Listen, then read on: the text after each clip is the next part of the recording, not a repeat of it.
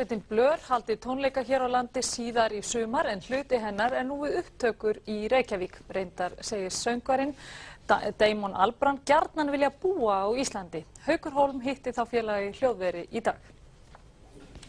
Þeir félagar höfðu tekið sér hlé frá uppstuttarstund til að fylgjast með Evrópukeppninni í knattspyrnu enda annálaðir knattspyrnu áhugamenn. Og þeir biðu reyndar í ofan eftir leik sinnamanna og hollendinga sem stendur yfir núna. Tónlistarmennirnir upp söng, hljómborð og gítar í stúdíó Sýrlandi og þeir segja nýju plötu frábrugðna fyrri plötum. I think it's going to be a little bit more visceral. It's very hard to answer that question without sounding cliched, but I think it's a heart album and not a head album, probably. Yeah, it's well, just by the very nature of splitting it up and doing in different places, and you know, it just makes things very different. You know, staying up all night and then singing in the morning gives you a different sound to your voice than staying in a nice cozy house in a familiar environment. Þeir eru konum með 12 lög og segjast reyndar geta klárað plötun á 4 vikum, en líklega kemur hún þó ekki út fyrir næstu jól. En hvers vegna komið til Íslands til að taka upp plötu? Well, I just like it here. It's an excuse to come here again, really. I just like the people and I like everything. I think it's a magical place. You know. I'm having all sorts of thoughts that I don't normally have. What kind? Oh, sort of fairly obscure ones, but good ones. Did Damon have a hard time persuading you to come over? No, I'm always up for it. No, I'm a great joiner in. What about concerts in Iceland? When you were here last time, you thought about the possibility of maybe doing a concert when Pope were here? Yeah, I mean, I suppose it's still possible we could do one at the end of the summer. It's just getting the members of the band here. But I think they'll come. Over the next 2 weeks, there's so many people coming over who are friends.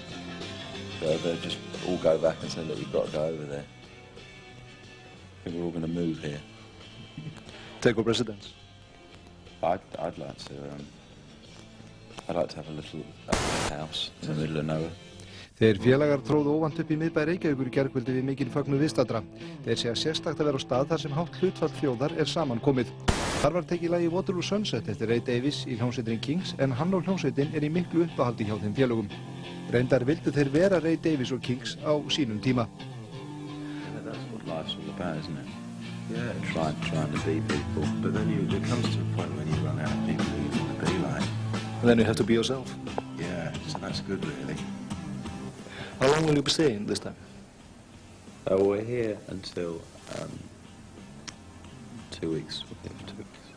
Albarn, söngvari bresku hljómsveitarinnar Blur, tróð upp í Lækjargötu í gærkvöldi. Albarn, sem er hér við upptökur á nýjustu plötu sveitarinnar, segist kunna svo vel við sig á Íslandi að hann hyggst kaupa fasteign í nágrenni borgarinnar. Undrun og uppnám lýsa kannski best ástandinu sem skapaðist í miðbæ Reykjavíkur í gærkvöldi þegar Damon og Albarn, söngvari Blur, steig á svið í Lækjargötu gegnt menntaskólanum í Reykjavík og tók lagið með hljómsveit leikritsins Stone Free undir stjórn Jóns Ólafssonar.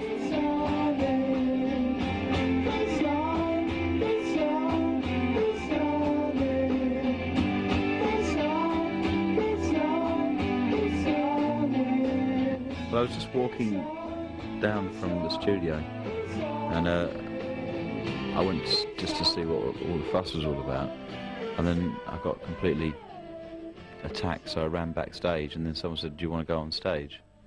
So I said, all right, and they said, what? I said, what song? I said, well, they asked what song do you want to do, and I said, can you do Waterloo Sunset? And they knew it, so that was it, I just went and did it. What did you think of the crowd? Fantastic. Definitely should play here, really. Damon er hér í annað skipti á skömmum tíma nú á samt bassaleikara Blur og hafa þeir verið við upptökur í stúdíó Sýrlandi undanfarna daga.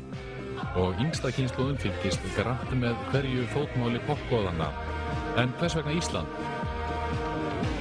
Well, I just feel good here. I feel happy and uncluttered. And I like the idea that, you know, sort of at the top of the world and all that stuff. Can we expect to see more of you, perhaps a concert? Yes, I hope so. I'll definitely. I just occasionally find somewhere that you'd feel very at home with. You know. You can't say when we're going to see you doing a concert here? No, I would have thought possibly in August. Til marks það hve vel Damon kann við sig hér sagðist hann hafa sett sig í samband við fasteignasala og hefur þegar ákveðið að kaupa fasteign í nágrenni Reykjavíkur. Knattspyrna á líka hug Damons allan eins og glöggt mátti sjá á klæðaburðinum. Damon var tilbúin fyrir knattspyrnuleik sem búið var að skipuleggja hér í kvöld. But I'm watching the England game first against Holland.